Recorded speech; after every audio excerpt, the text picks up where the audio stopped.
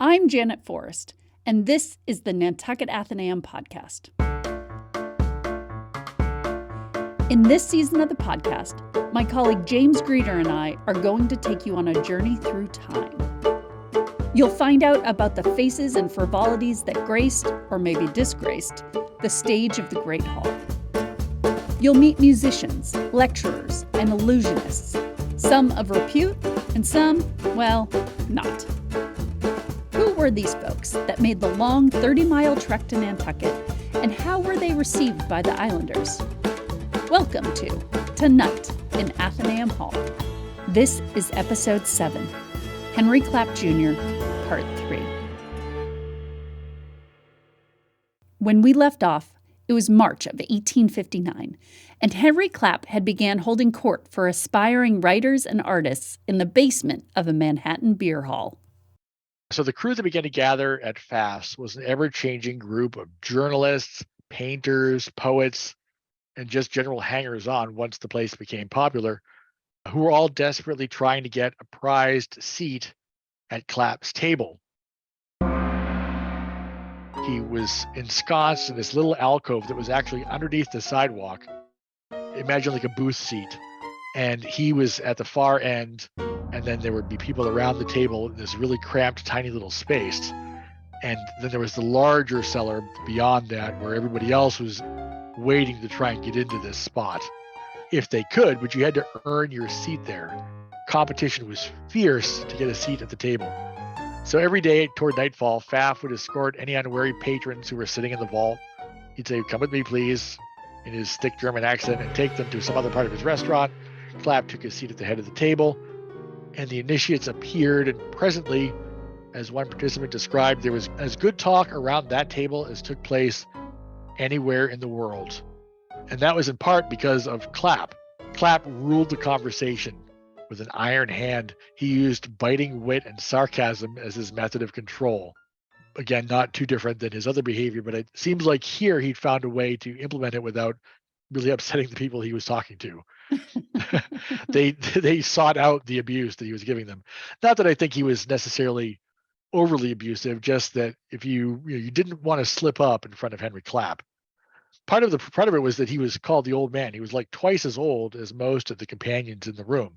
One of them described him as witty, cynical, and daring, with a certain kind of magnetism that drew and held people, though neither his person nor his manner would be what was called attractive. Just to paint the picture, he was small of stature, a bit haggard in appearance from hanging out in basements and smoking pipes and drinking coffee and beer all day long, but with piercing blue eyes that seemed to be staring at you through this haze of the smoke from his pipe and the steam of his coffee. His voice was very thin and cutting. It sounded a bit like a creaky gate. And when he was talking, or other people were talking, he would often try to ride roughshod over them in conversation. You really had to fight to keep your seat at the table. And there was always plenty of competition waiting to get in if you could not cut the mustard, so to speak. It was kind of a 19th century version of the later Algonquin Round Table, where you saw writers in the 20s and 30s gathering together and sharpening their wit through verbal jousting. It's almost like he finally found his venue. It really is. He found the way to combine, I think, the two things that he valued most: the social issues that he'd been involved in or interested in since perhaps even as a kid, under the influence of his father, along with the what we now call a bohemian lifestyle of Paris. He was able to combine those two things in one activity, and he ruled the roost over the whole thing and controlled everything that went on in this space. So yeah, I think he really found his place. Yeah, he literally and figuratively positioned himself so that he can't get thrown out of the argument, and he's the one deciding who gets to stay in. That's an excellent point. Yeah, exactly. I think that made a big difference, perhaps, to Clapp in terms of his feeling of security in that place, like you say, where he was in control of the situation and was not left to the mercies of others to decide his fate. Mm-hmm. So among some of the regulars that were there at the table, and there were more than just this, but this is just kind of a highlight, I mentioned Ada Clare, who became very famous on the New York stage, the novelist Elizabeth Drew Stoddard, who was a regular contributor to Harper's Bazaar and the Atlantic Monthly, poet, diplomat, and travel author Bayard Taylor, Fitzjames O'Brien, who was a journalist, and Ada Isaacs Menken, who was quite a character. She was the highest earning actress of her time in America. She was best known for her performance in the play Mazeppa, which had a climax that featured her apparently nude and riding on a horse on stage. So she was an actress that had a bit of a, I guess maybe more modern audiences, you might think Mae West, Marilyn Monroe, but it was almost scandalous, even though she wasn't actually naked. She wore like white long johns. Basically, in the pictures you can see she's not actually nude, but nevertheless, it was close enough. I think that it scandalized some of the audiences, or at least people who had heard about it. One of the other ones who was often there was a man by the name of Charles Farrar Brown, better known under his stage name, Artemus Ward.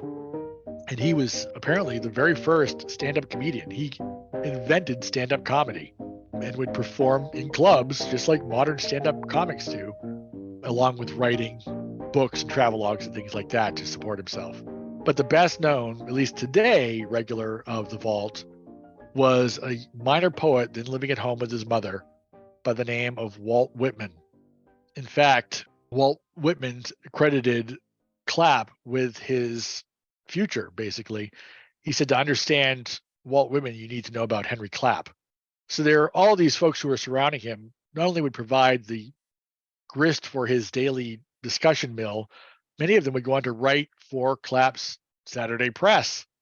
So many so that the paper was jokingly referred to by many as the house organ of Pfaff's. It's almost like this was one long ongoing job interview. Yes, exactly. Exactly. If you earned your place here, you might be able to get a spot on the paper. Clapp's Saturday Press was his New York answer to Atlantic Monthly. Clapp apparently intensely disliked Boston, which at the time, is the Athens of America, was the literary hub, and the Atlantic Monthly and the Saturday Club would meet there. You'd have folks like Hawthorne and so forth who would meet in very staid environments and townhouses in Boston. It was a very patrician kind of publication at the time, and Clapp wanted this to be his more sort of working class answer to that. But it didn't last very long. It ran from October 1858 until December of 1860, and then was briefly revived in 1865, but only lasted about a year or so, maybe half a year. But during that brief window, the press was a showcase for a variety of irreverent, playful, and socially savvy literary and artistic productions. It focused on literary and theatrical arts as well as commentary on current events. And in order to secure the best writing he could, Clapp made a conscious effort to include works by women writers. In fact, he gave Ada Clare a weekly column titled Thoughts and Things that she used to discuss a range of topics from women's rights to the status of the American theater. Clapp would often champion young writers, and no one benefited more from that support than the previously mentioned Walt Whitman. It's hard to overstate the effect that had, the regular publication of his poems in the press had on Whitman's career.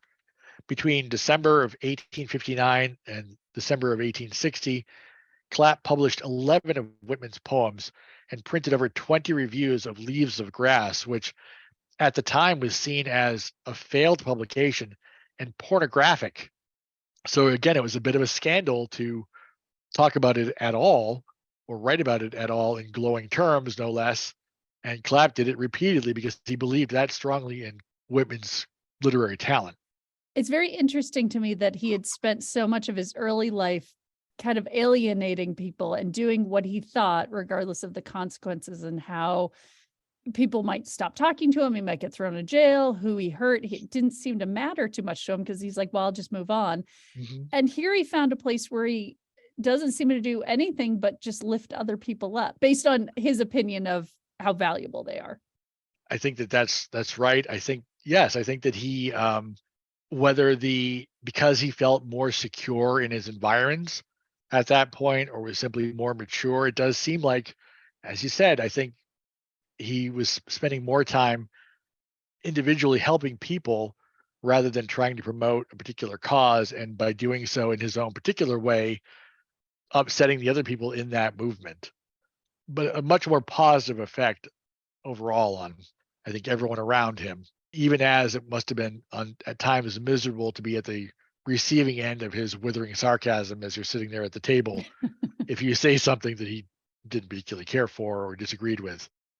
So even as this was sort of a new leaf on Clapp's part, lifting people up rather than maybe tearing them down incessantly within the movement, there are some things that hadn't changed. For example, Clapp was never good with money. There was a common practice, apparently, in the publishing industry to receive advertising dollars from a book publisher in exchange for a favorable review of one of the publisher's books. One might argue that would be outright bribery. At the time, it was sort of the standard of the industry. This commitment to editorial independence was in line with his bohemian ethic, but was not great for his bank account. And poor management practices and a lack of hard-nosed business skills also contributed to the troubles that constantly plagued the paper. People talked about not getting paid. Writers that had submitted works had not gotten paid.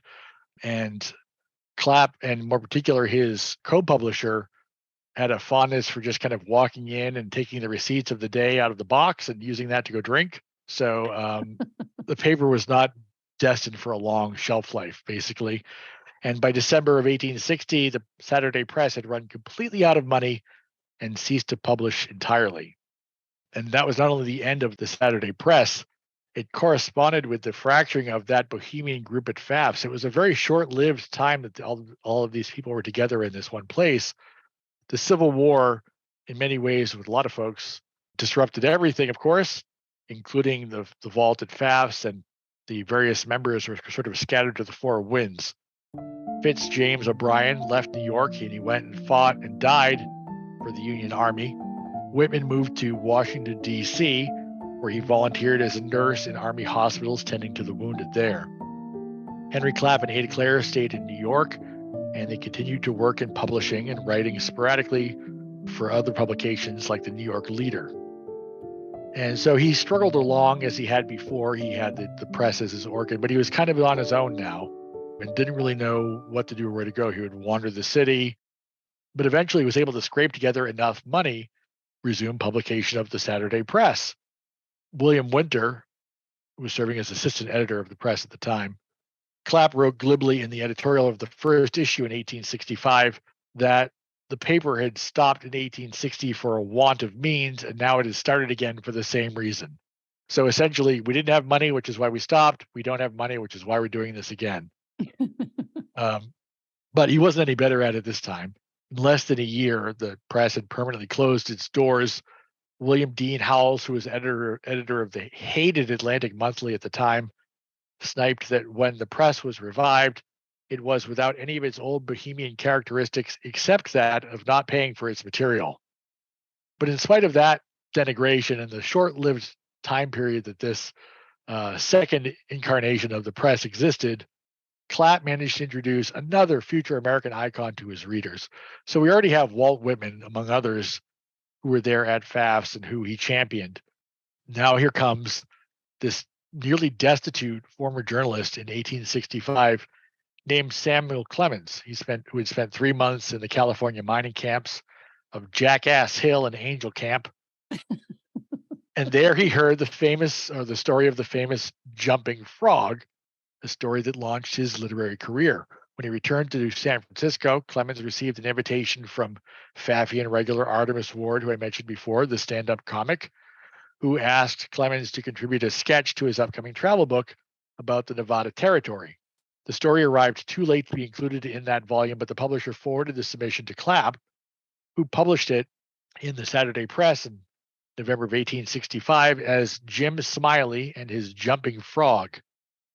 It was immediately reprinted in newspapers and periodicals across the country, and Clemens, or Mark Twain as he's better known, his first short story, The Celebrated Jumping Frog of Calaveras County, launched his career.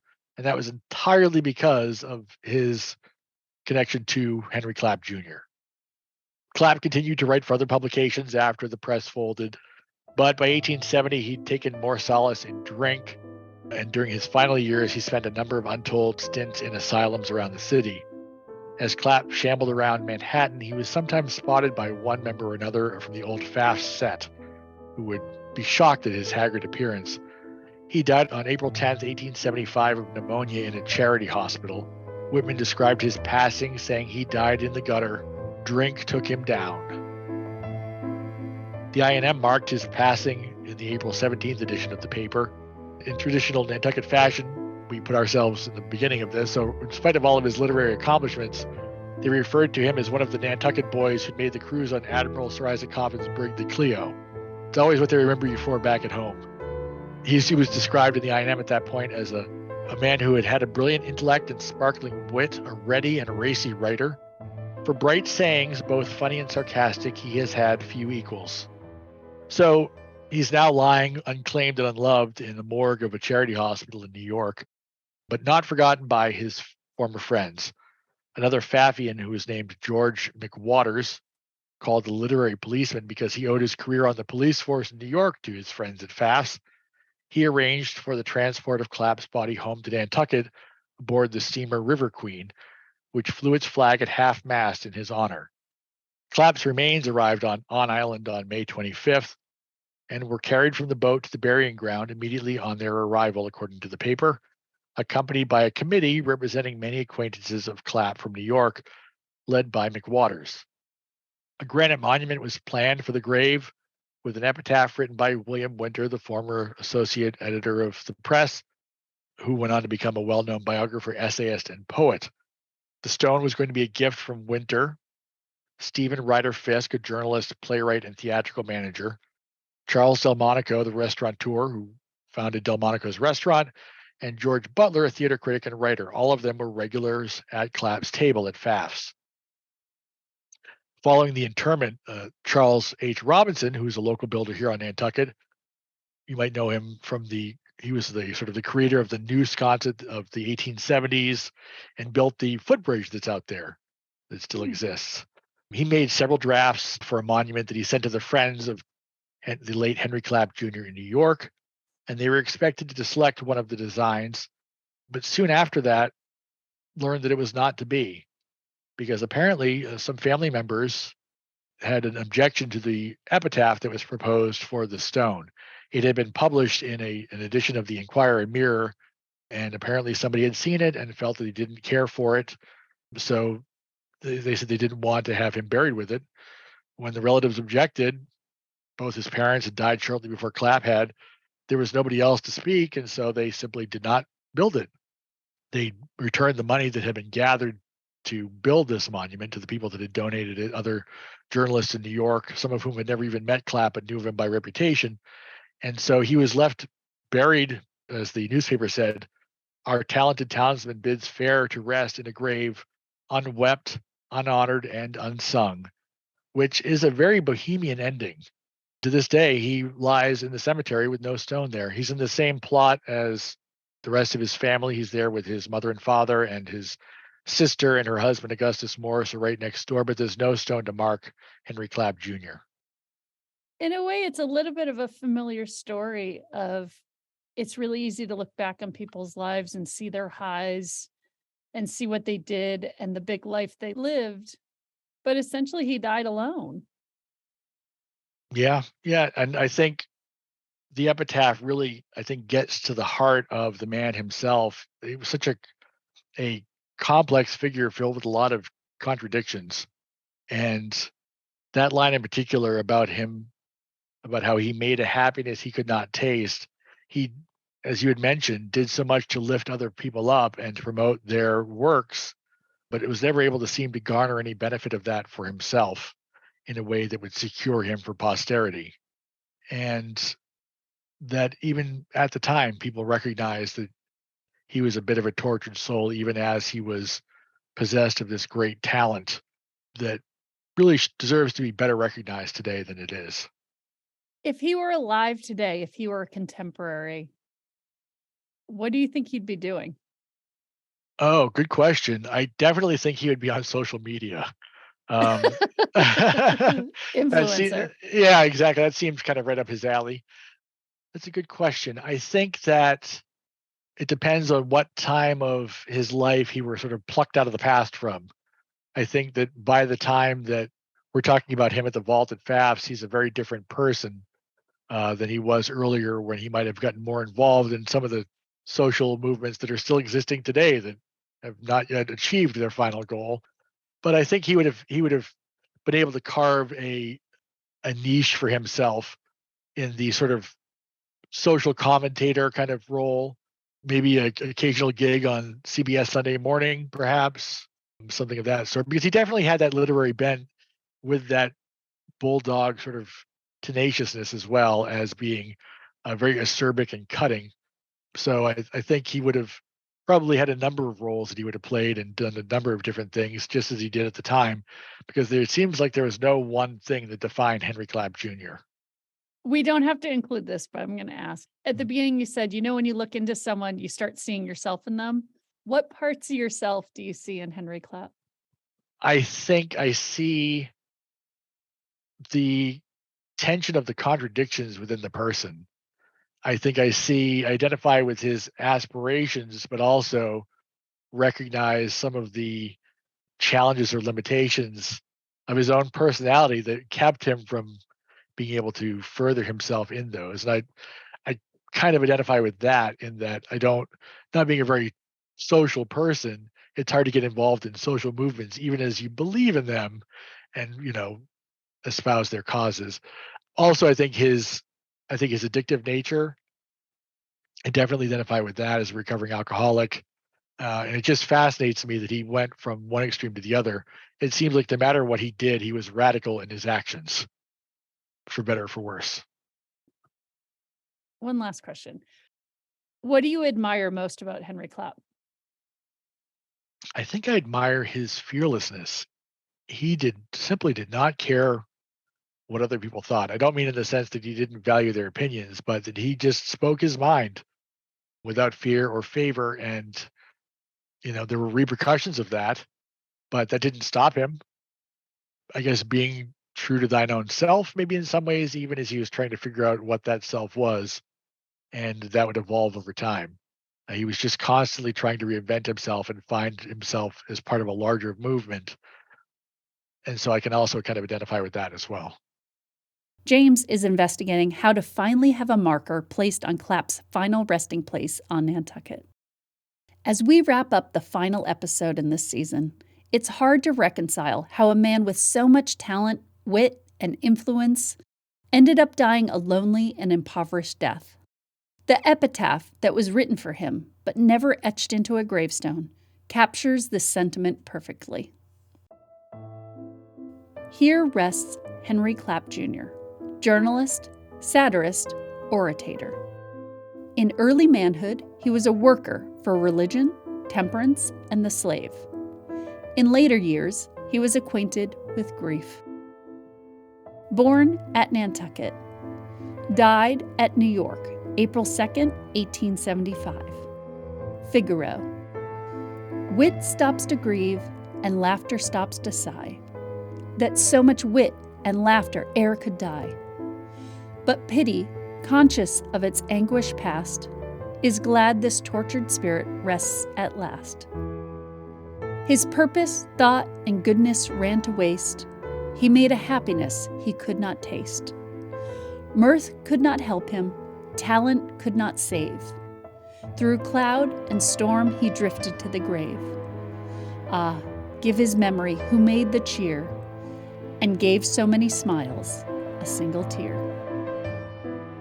This stone, the gift of many admirers of original character and talent, was erected here by William Winter, Stephen Fisk, Charles Delmonico, George H. Butler, and George S. McWaters, representing the Friends of Henry Clapp in the city of New York.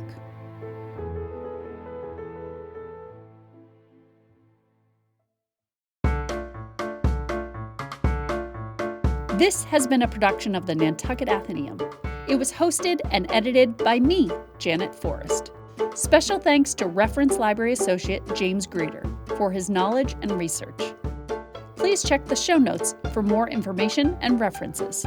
You can find all the previous episodes of this podcast on Apple Podcasts, Spotify, or wherever you're listening now. Please take a moment to rate, review, and subscribe to make sure you never miss an episode. If you have an idea for what we should talk about next, send us an email at jforrest@nantucketatheneum.org. The Nantucket Atheneum is located at 1 India Street in Nantucket, Massachusetts. We would love for you to stop by. You can find us online at nantucketatheneum.org or search at Nantucket Atheneum on Facebook and Instagram. Thanks for listening. And if you love this episode, share it with a friend.